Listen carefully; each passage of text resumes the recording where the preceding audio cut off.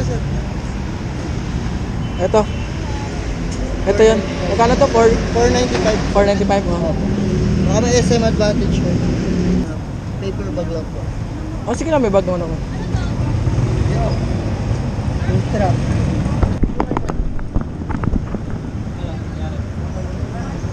$495. Kaya nga rin ako yun. Paper bag.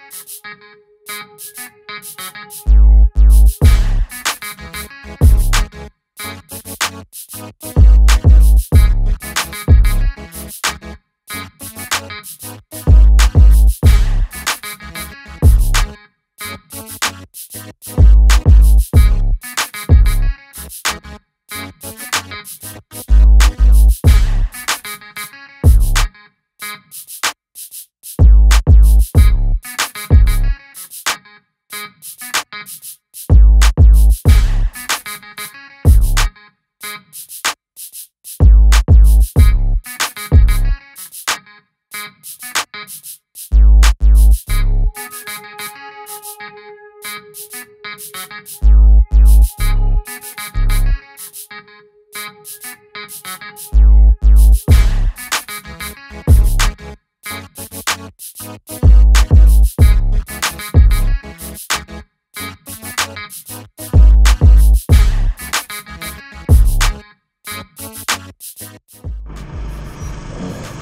guys, gamit ko na yung langis na binili ko kanina umaga, yung Shell Advance Ultra. Bumiyahe na ako ng balikan simula Binondo pa Marikina, tapos nandito ako sa Marikina ngayon, pabalik na ako ng Binondo.